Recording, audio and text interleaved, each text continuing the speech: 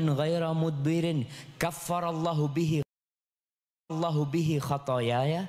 Wahai Rasul SAW, apabila aku terbunuh di medan perang, di jalan Allah, dalam kondisi aku bersabar, aku ikhlas, perangku itu mengharapkan pahala, aku berangkat ke depan dan aku tidak berlari ke belakang, apakah Allah akan menghapuskan dosa-dosaku?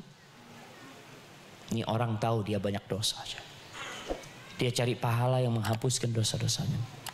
Faqala Rasulullah SAW, lalu Nabi SAW mengatakan, in qutilta fi sabilillah, kalau engkau terbunuh di jalan Allah, sabiran, muhtasiban, muqbilan, ghaira mudbirin, kaffarallahu bihi khataya.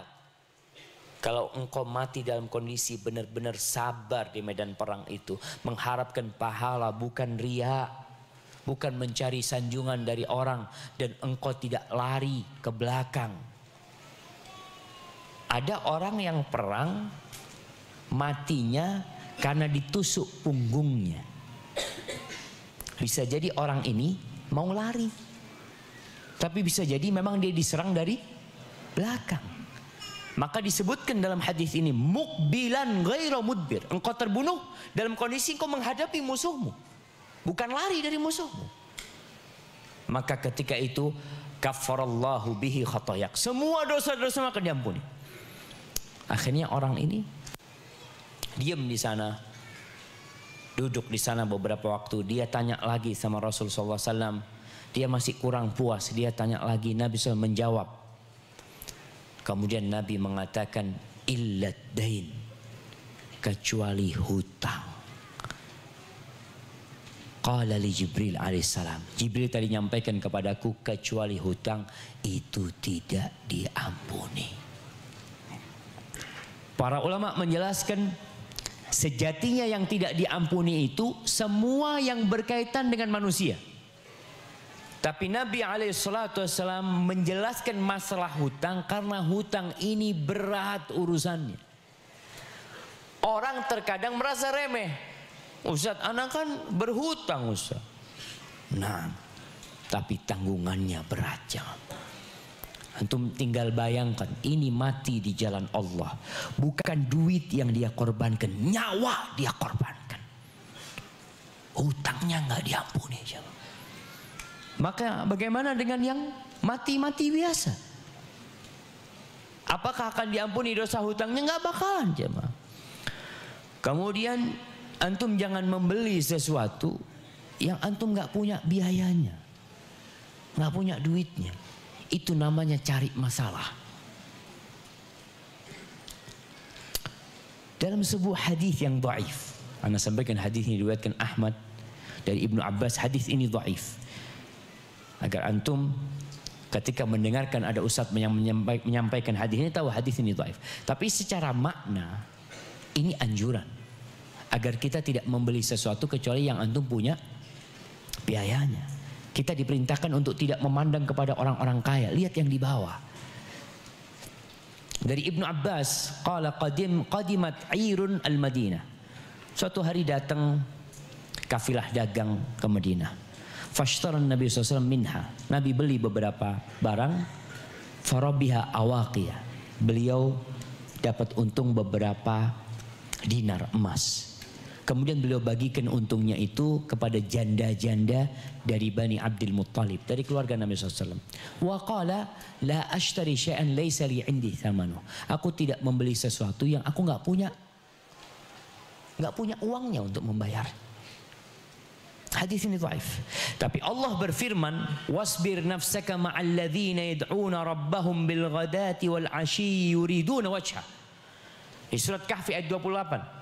Allah mengatakan, hendaklah engkau menahan dirimu, bersabar. Bersama siapa? Bersama orang-orang kaya? La.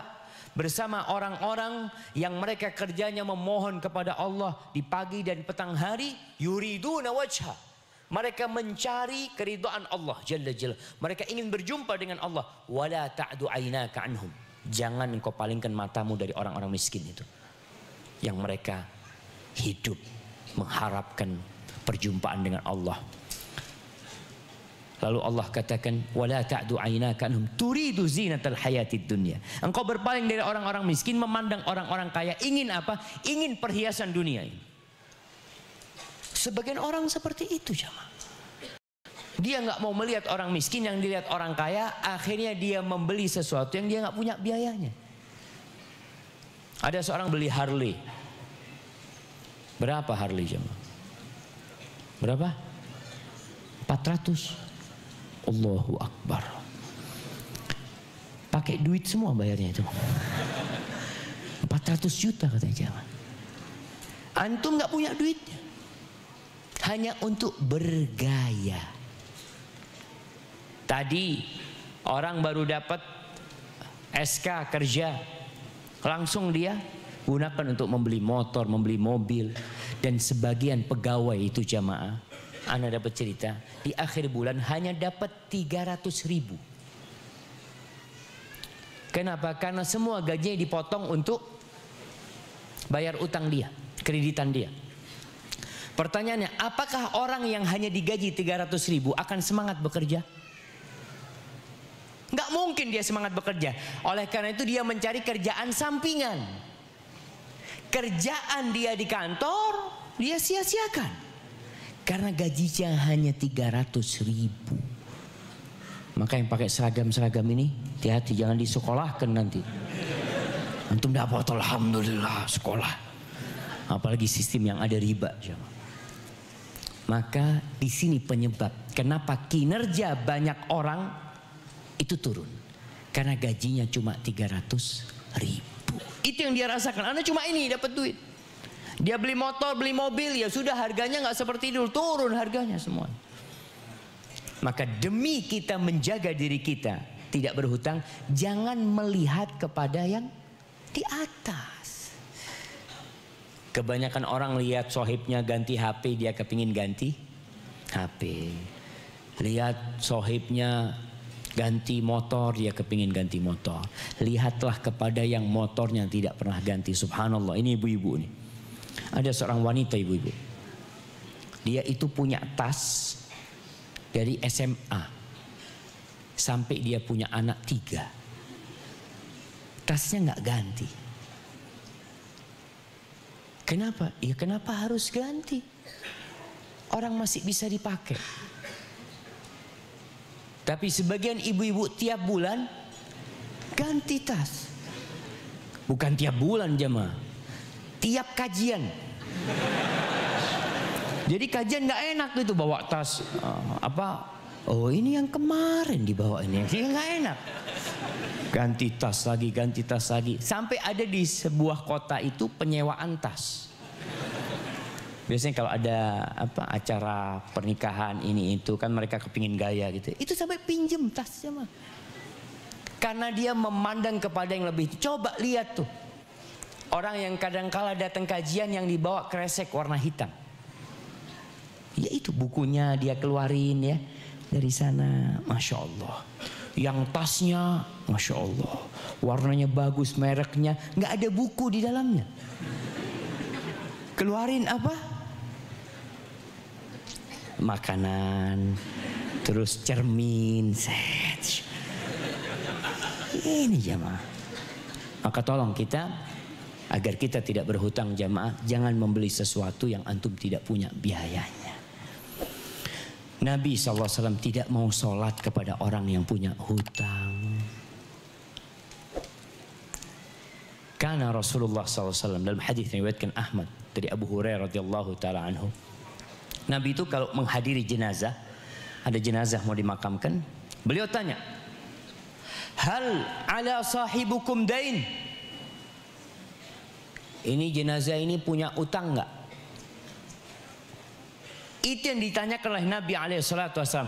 Tidak bertanya tentang amalan-amalan dia yang lainnya. Ini orang suka sodakoh, ini orang gimana lisannya, enggak ditanya. Enggak bagaimana sholatnya orang ini, yang ditanya hal ala sahibukum dain? Dia punya utang enggak? Qalu na'am. Qala hal lahu wafa? Apakah ada yang bisa untuk ngelunasin? Qalu ada. Maka beliau mau sholatin. Kalau nggak ada, beliau nggak mau sholatin. Sampai ada sahabat yang menanggung. Subhanallah jamaah. Itu terus dilakukan oleh Nabi SAW sejak beliau datang ke Madinah. Setiap ada jenazah beliau tanya. Kemudian setelah Islam memiliki Baitul Mal, mulai dari Khaybar ya, ada hasil dari sana, kurma. Ketika itu Nabi SAW tidak lagi meninggalkan sholat kepada orang yang punya hutang.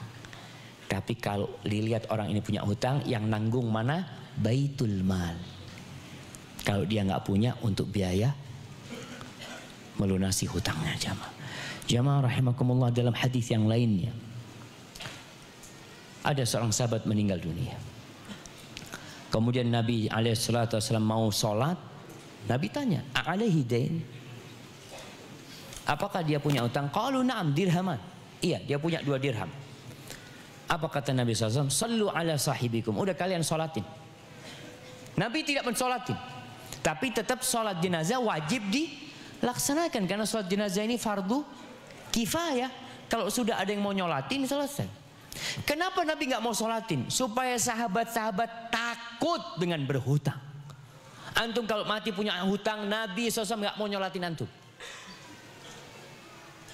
Kira-kira takut nggak orang itu? Ya Allah, nggak didoakan Nabi SAW. Kemudian utian Nabi sampai jenazah, didatang lagi jenazah yang lain. Faqalu ya Nabi Allah salli alaiha. Wahai Nabi SAW, tolong kau salatin dia. Lalu Nabi mengatakan, hal taraka alaihi dainan? Dia punya utang? Qala na'am. Dia punya uang untuk melunasinya? Qalu la, nggak ada. Qala sallu ala sahibikum. Sudah kalian sholatin. Qala rajul min ansar yuqalu lahu Abu Qatadah. Ketika Nabi nyuruh sahabat sholatin karena dia punya utang, lalu Abu Qatadah mengatakan, "Shalli alaihi wa alayya dainuhu ya Rasulullah." Wahai Nabi SAW, engkau sholatin dia, aku yang nanggung hutangnya. Aku yang nanggung hutangnya. Baik, Nabi sholat. Apakah urusan mayit ini selesai di kuburannya? Gak selesai. Disebutkan dalam riwayat Abdullah bin Mas'ud, Nabi tanya, udah dibayarin utangnya? Belum Nabi SAW. Besoknya ditanya, udah dibayarin? Udah dibayarin. Baru kata Nabi SAW, sekarang kulitnya bisa dingin dia, baru bisa istirahat. Padahal sudah ditanggung. Artinya orang yang menanggung hutang seseorang bukan berarti utangnya lunas, kan enggak, belum lunas. Hanya ada orang yang mau menanggung. Maka sebagian orang yang berangkat haji dengan hutang, dia udah berangkat haji, dia udah berangkat umroh, tapi masih punya utang. Apakah benar ahli waris antum mau bayarin utang antum? Kadangkala mereka tidak mau membayarin jamaah. Rasul sallallahu alaihi wasallam mengatakan, nafsul mu'min mu'allaqatun bidainihi hatta yuqda. Jangan mengatakan, Ustaz, ana mungkin umurnya masih panjang, Ustaz. Kan ajal itu nggak ngelihat umur, Ustaz. Iya. Tapi kebanyakan orang kalau sudah 60 itu sudah bau kuburan. Kata Nabi sallallahu alaihi wasallam, a'maru ummati baina 60 wa 70. Umur umatku itu antara 60 sampai 70 tahun. Wa aqalluhum man yajuzu dzalik, sedikit yang bisa lewat itu. Jadi kalau antum sudah ngelihat umur 60 punya utang, segera. Antum punya apa? Punya tanah, jual. Jangan nunggu mahal, antum mati utangnya belum terselesaikan. Dan sebagian orang memang lebih suka dengan harta orang lain daripada harta sendiri. Antum kalau tunda-tunda melunasi utang itu, antum mati, harta itu jadi milik siapa? Ahli waris nantinya. Kalau dapat anak yang soleh, alhamdulillah. Rasul sallallahu alaihi wasallam mengatakan, nafsul mu'min mu'allaqatun bidainihi, bergantung dengan hutangnya sampai dibayarin. Suatu hari Nabi alaihi salatu wasallam tanya sama sahabatnya, hahuna ahadun min bani fulan, apakah di sini ada keluarga dari qabilah fulan? Falam yujibhu ahad. Satu pun nggak ada yang jawab. Lalu Nabi bertanya lagi, apakah di sini hahuna ahadun min bani fulan? Sampai 3 kali beliau ulang. Lalu ada seorang mengatakan, ana ya Rasulullah, aku wahai Rasul sallallahu alaihi wasallam. Lalu Nabi bertanya, tujibani fil marratain ulayain. Apa yang menghalangimu jawab aku dari panggilan pertama dan kedua? Kenapa di panggilan ketiga baru jawab? Ama inni lam unawwih bikum illa khairan. Aku nih tidak hendak menyebutkan tentang qabilah kalian kecuali kebaikan. Apa kebaikannya? Inna sahibakum ma'surun bidaini. Aku ngelihat teman kalian tuh yang mati, dia itu tertawan dengan hutangnya. Falaqad ra'aituhu adda anhu hatta ma baqiya ahadun yatlubuhu syai'. Aku bermimpi dia sudah bayarin semuanya. Artinya keluarganya membayarkan hutang orang tuanya. Jadi segera jamaah. Dengan anak ini kadang-kala anak mengatakan nantilah dijual kalau harganya mahal. Jadi bapaknya ini selama 2 tahun 3 tahun utangnya nggak dilunasin. Karena sang ahli waris ingin rumah itu lebih mahal. Padahal sebelum dibagi warisan, apa yang harus antum lakukan? Bayar utangnya. Iya Ustaz, tapi kalau sekarang mungkin 1 miliar, tapi 2 tahun lagi bisa 2 miliar umpamanya. Pertanyaannya, setahun bapakmu di kuburan, nungguin dilunasin utangnya. Kecuali memang nggak mampu, beda nggak mampu jemaah. Artinya uangnya nggak ada. Ahli waris mengatakan kita akan bayar, tapi kita baru ngelunasin umpamanya 500 juta. Sisanya ya kita akan cicil. Ini anak yang berbakti sama orang tuanya. Karena dia nggak mampu, dia mau bayarin orang tuanya. Tapi ada anak yang tadi ditunda-tunda pelunasan utang ayahnya. Karena sang anak ingin harga yang lebih mahal untuk peninggalan orang tuanya. Jamaah rahimakumullah, Nabi SAW dalam hadis yang lainnya berkaitan dengan masalah tadi, beliau sholat subuh di masjid. Lalu dia tanya, apakah ada yang dari Bani Fulan? Beliau bertanya, faqala rajulun huwa dha ka'anni asma' sautan Nabi SAW. Lalu dia mengatakan, ini yang aku dari qabilah Fulan. Lalu Nabi mengatakan, inna sahibakum qad hubisa ala babil jannah bidainin kana alaih. Ini peristiwa lain yang Nabi lihat alaihi salatu wassalam, tapi mirip dengan yang pertama tadi. Nabi menjelaskan, teman kalian Fulan itu gak bisa masuk surga, ditahan gara-gara utangnya. Terus setelah antum dengar itu, antum masih mau berhutang, masih mau menunda-nunda bayar hutang. Kalau hadis-hadis yang tadi dibaca tidak cukup untuk membuat antum berhenti berhutang, ini hadis yang lainnya. Hadis yang diriwayatkan Imam Ahmad. Ini hadis yang lainnya yang diriwayatkan Imam Ahmad dari Muhammad bin Abdullah bin Jahsh. Suatu hari dia mengatakan, Muhammad bin Abdullah bin Jahsh berkata, kunna julusan bi fina'il masjid haitsu tuda'ul janaiz. Suatu hari kita duduk di teras masjid di tempat biasa meletakkan jenazah. Jadi dulu di masa Nabi SAW jenazah itu nggak masuk masjid ya. Jenazah disolatkan di mana? Di teras masjid. Ada tempat meletakkan jenazah, orang-orang kemudian ke sana. Sekarang mungkin masih bisa dilihat di Masjid Nabawi. Kalau antum ke Masjid Nabawi, jenazah itu tidak di dalam masjid. Imam setelah sholat fardu ada jenazah, dia keluar. Ada tempat masuknya, dia keluar, jenazah diletakkan di sana. Di sana disolatin biasanya. Kata Muhammad bin Jahsh cerita, kita lagi duduk-duduk sama Nabi SAW. Farafa'a Rasulullah SAW basarahu qibala sama. Lalu Nabi SAW memandang ke langit. Dia lihat ke langit. Fanadhar thumma ta'ta'a basarahu. Kemudian beliau lihat ke bawah. Dan beliau meletakkan tangannya di keningnya. Lihat ke atas, lihat bawah, terus beliau letakkan keningnya. Lalu beliau mengatakan, Subhanallah, Subhanallah, madza nazala minat tasydid. Maha suci Allah, maha suci Allah. Apa nih sanksi yang sudah diturunkan yang begitu dahsyat dan beratnya? Fasakatna yaumana wa lailatana. Kita yang duduk sama Nabi SAW semuanya diem.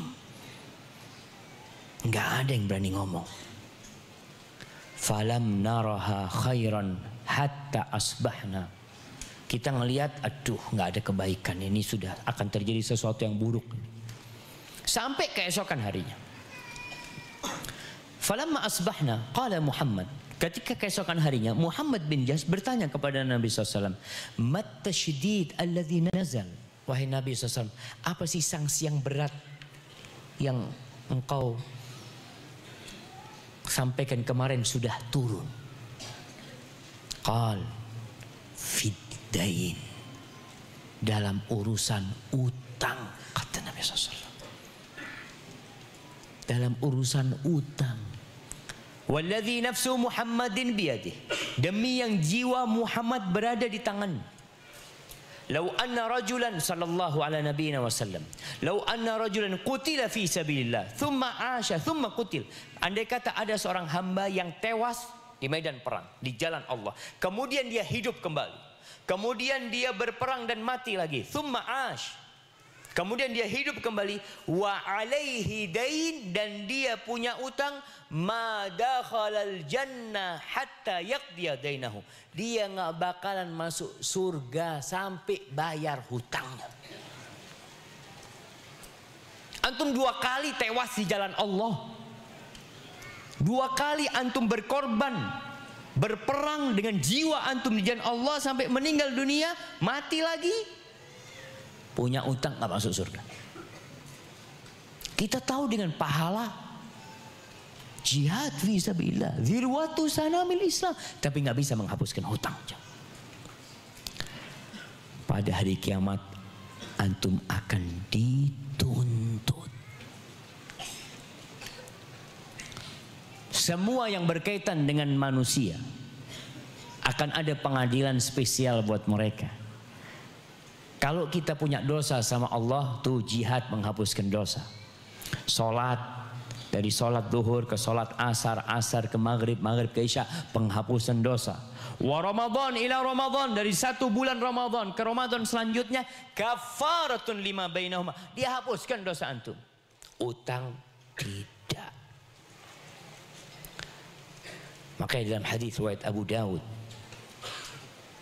Rasulullah sallallahu alaihi wasallam mengatakan, man mata wa alaihi dain, barang siapa yang mati meninggalkan hutang, falaisa bid-dinari walad dirham walakinnahal hasanat was-sayyi'at. Nanti enggak ada antum mau bayar pada hari kiamat dengan dirham dan dinar. Enggak ada duit. Antum akan bayar dengan apa? Dengan kebaikan antum. Dosa-dosa orang yang antum utang sama dia bisa jadi diberikan kepada antum. Padahal pada waktu itu antum sangat butuh dengan amal kebaikan antum. Orang tua antum minta, antum nggak kasih.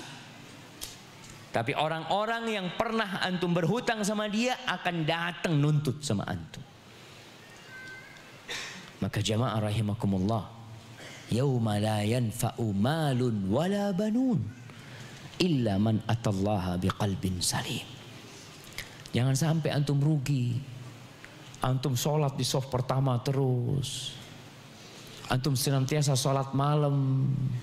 Di akhirat antum berikan kepada fulan, kepada fulan, kepada fulan, kepada fulan. Rugi antum 2 kali jamaah. Oleh karena itu kadangkala antum kalau ada sahib antum nggak bayar utang,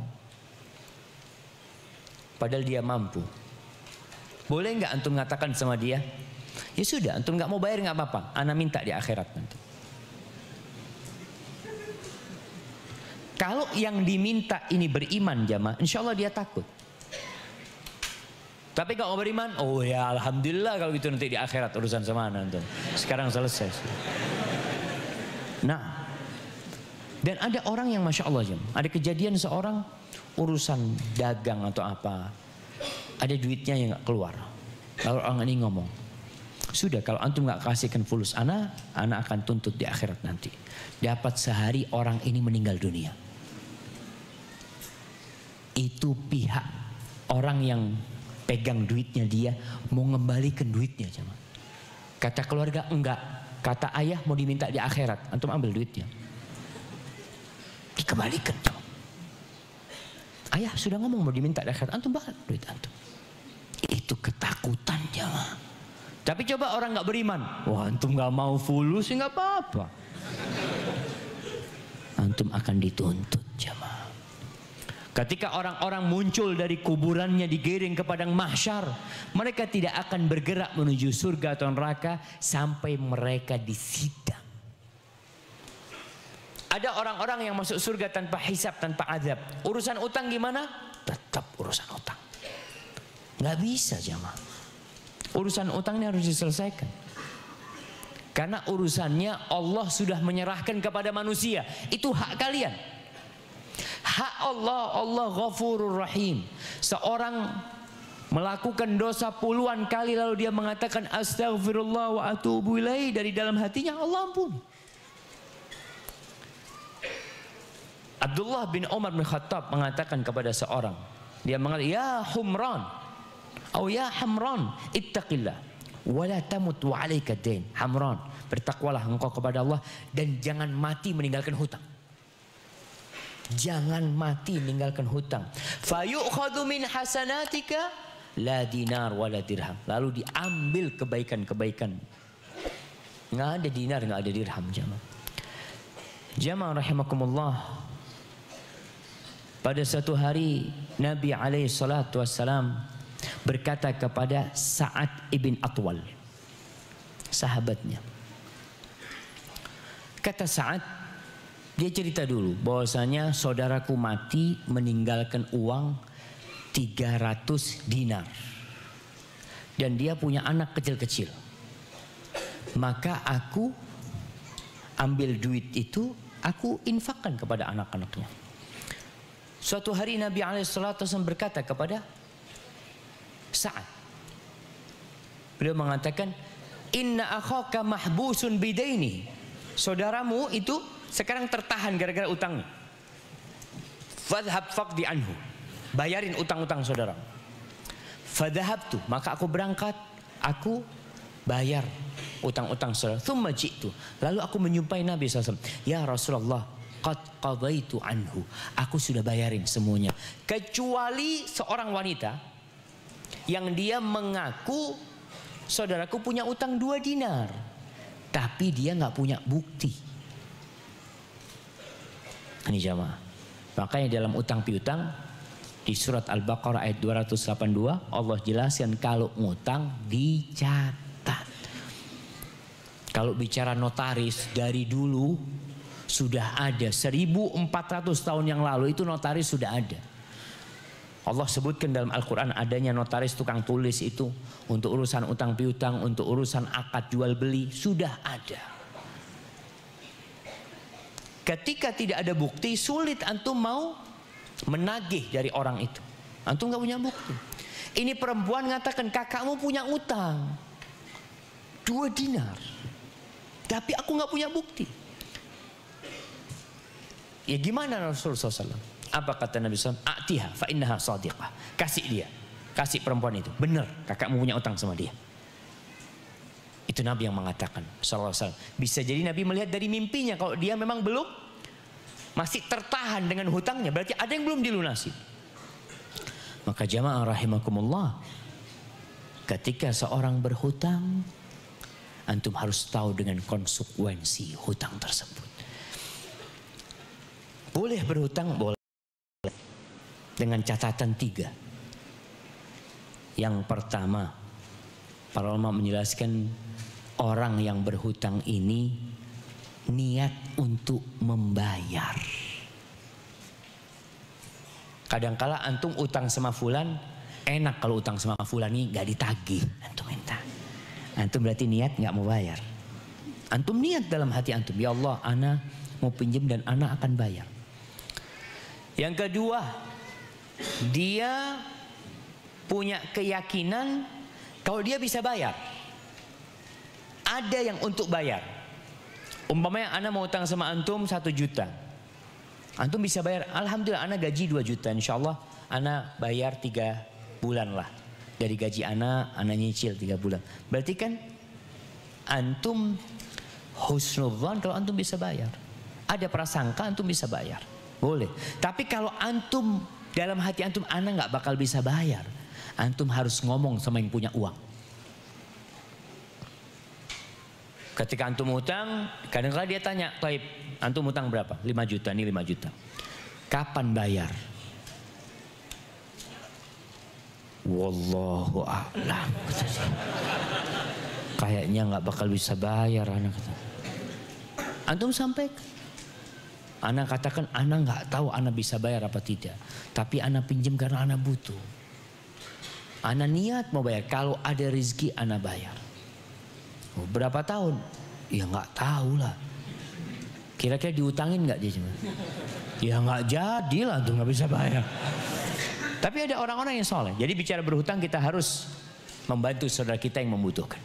Tapi antum harus jujur. Ketika antum tidak bisa bayar dan tidak punya sesuatu, antum katakan, "Ana ini gaji 900 dan itu habis dibuat makan. Tapi ana akan berusaha untuk bayar.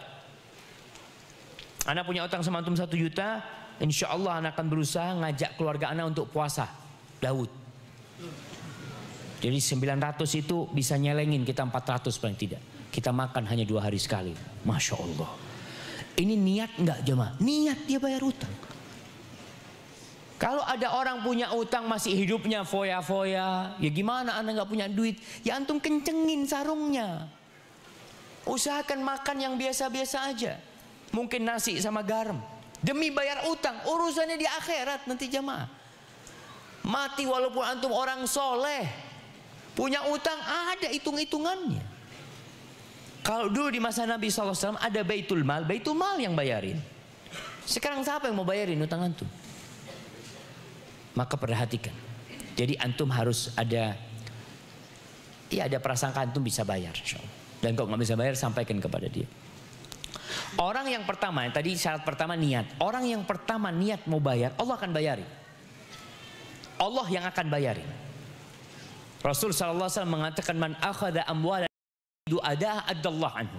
Barang siapa yang ngambil uangnya orang, utang sama orang, dan dia berazam untuk membayarnya, Allah yang bakal bayarin. Allah yang bakal bayarin.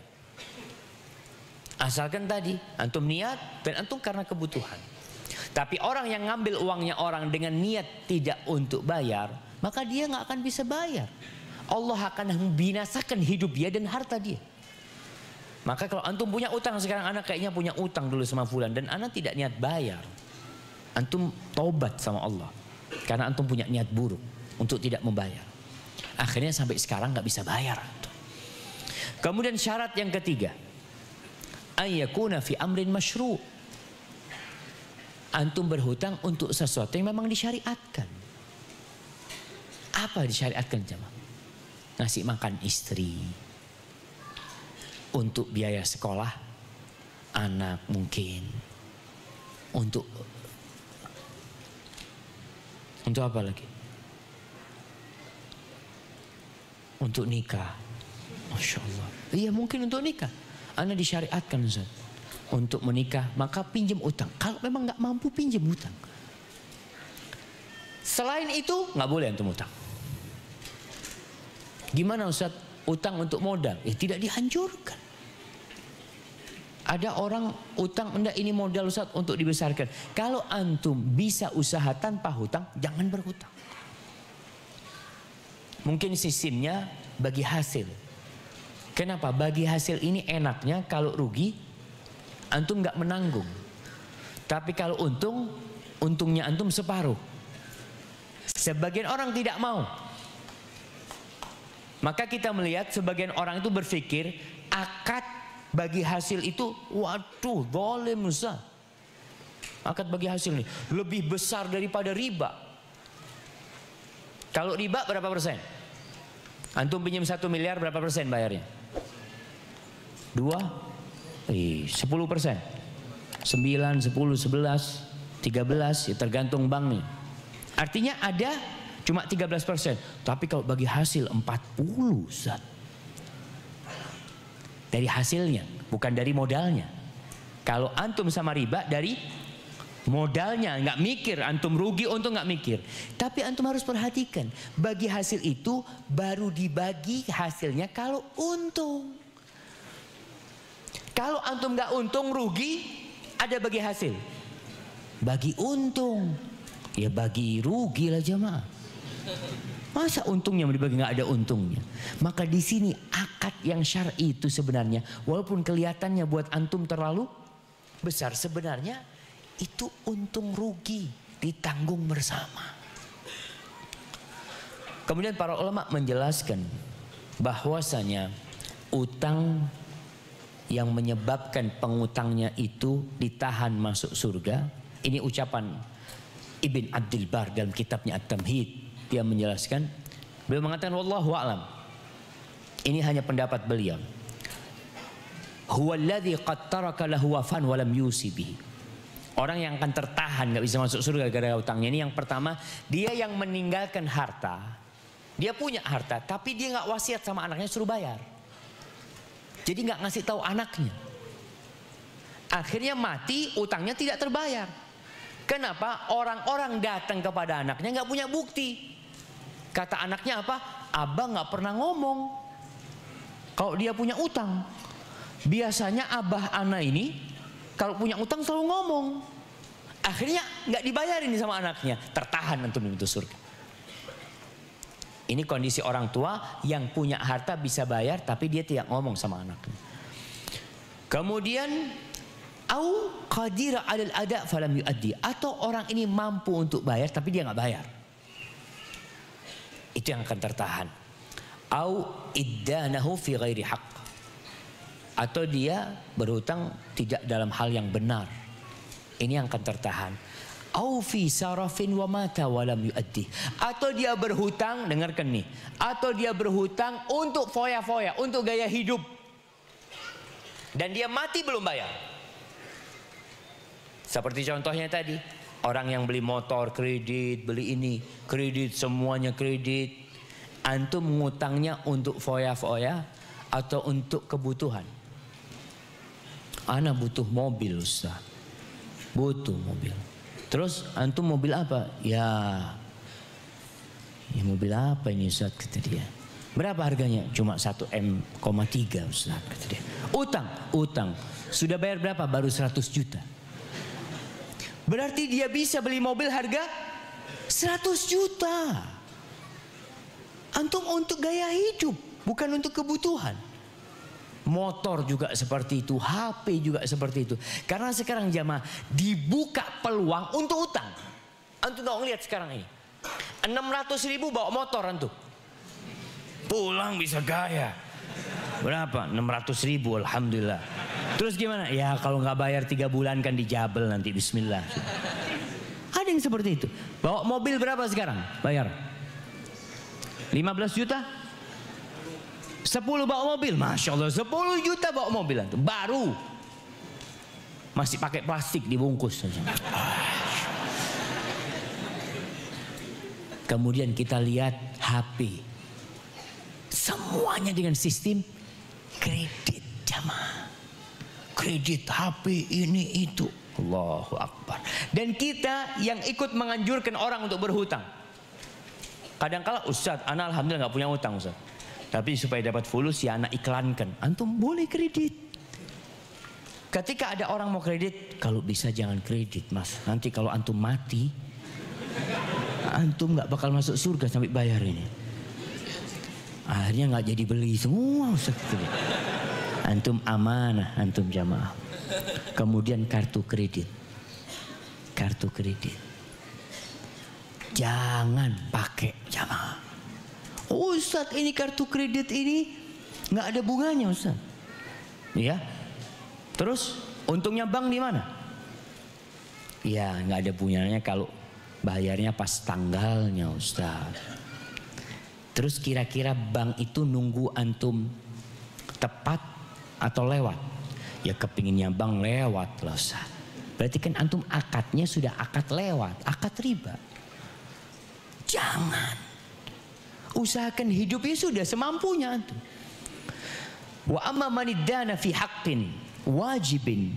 Kata Ibnu Abdul Bar, adapun orang yang berhutang dalam satu hal yang benar, satu kewajiban yang harus dia lakukan. Contohnya lifaqatin wa usrah. Karena memang dia sedang kesulitan. Ada kebutuhan dia. Dia utang kenapa? Mau ke dokter Ustaz. Anak nggak punya fulus. Ya sudah. Wa mata walam yatruk wafaan.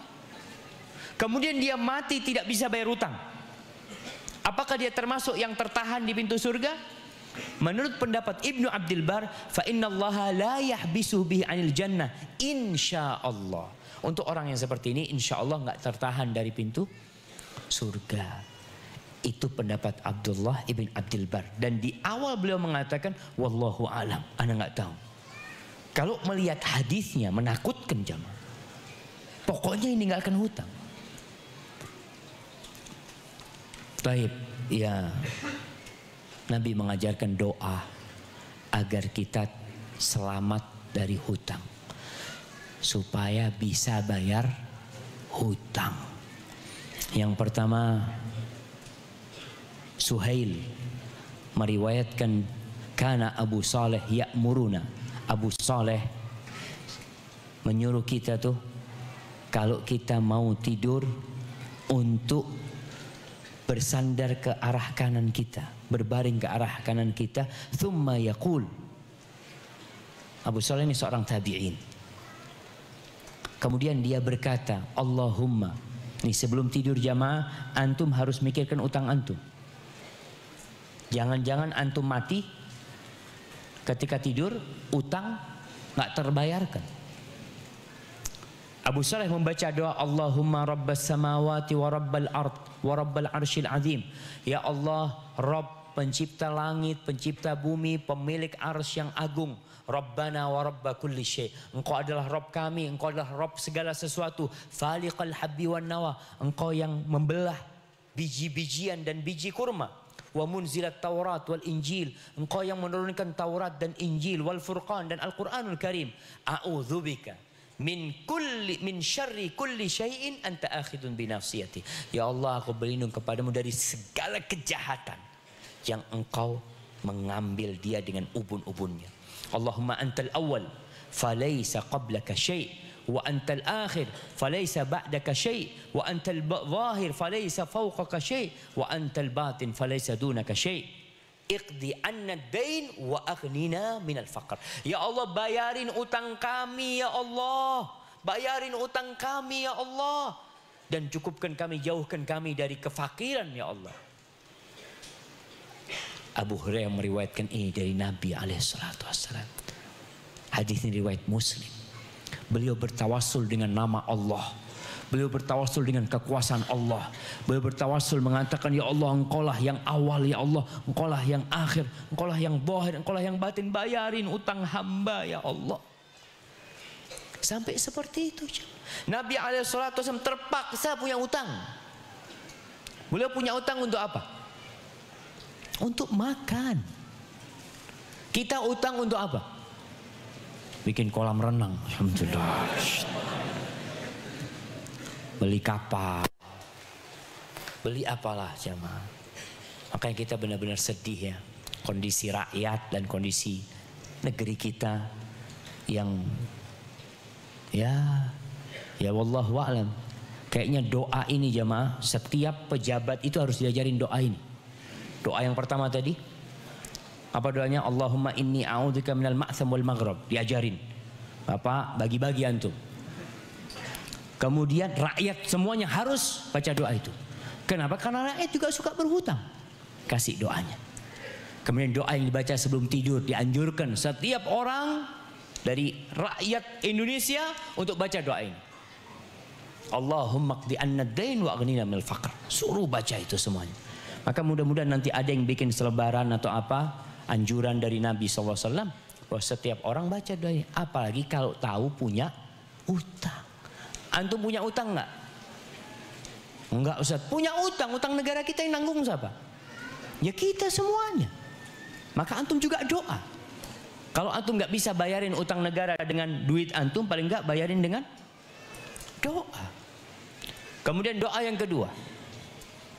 An Ali bin Abi Thalib radhiyallahu anhu, anna mukataban ja'ahu. Doa Ali bin Abi Thalib. Suatu hari datang seorang budak yang hendak membebaskan dirinya dengan membeli dirinya sendiri dari majikan. Dia datang faqala inni qad ajaztu an kitabati fa'inni. Nih, dia kredit urusannya ini. Dia mau membebaskan dirinya dari majikannya dengan membayar berangsur. Umpamanya harganya budak ini 100 juta.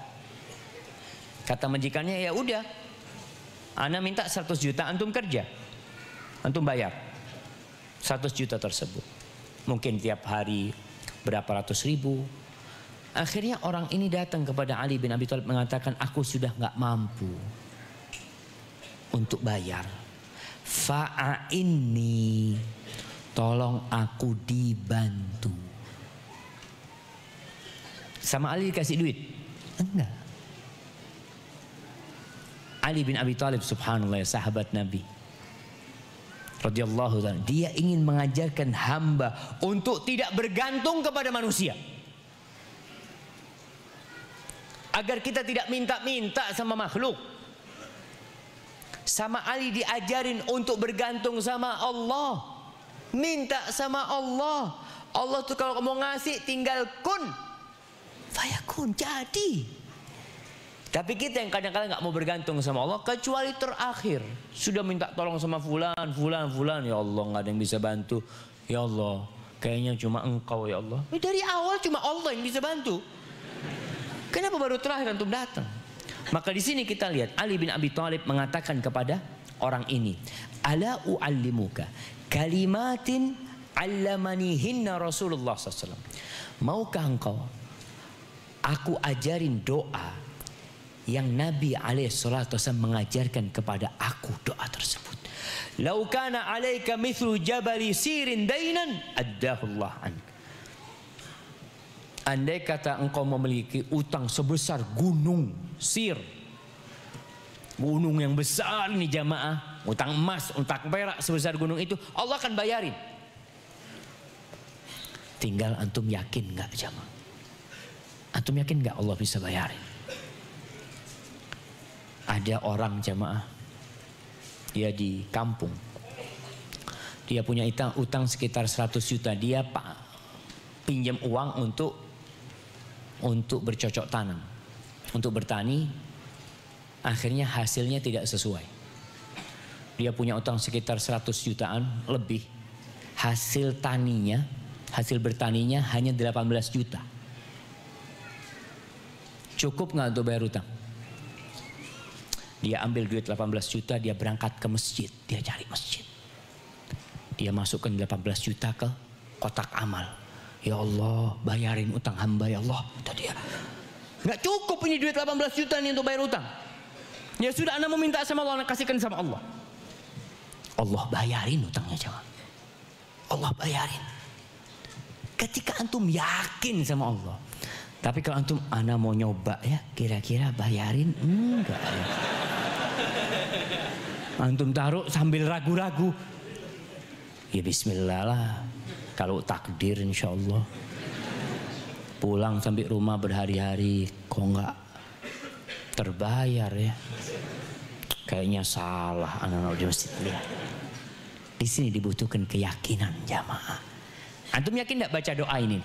Ali bin Abi Thalib mengatakan, Nabi SAW mengajarkan kepada aku doa tersebut. Kalau engkau punya utang seperti gunung, Allah akan bayari. Sebagian orang dengan doa itu kurang yakin. Masa cuma doa kayak gini bisa bayarin utang Ustaz ya? Pendek banget Ustaz.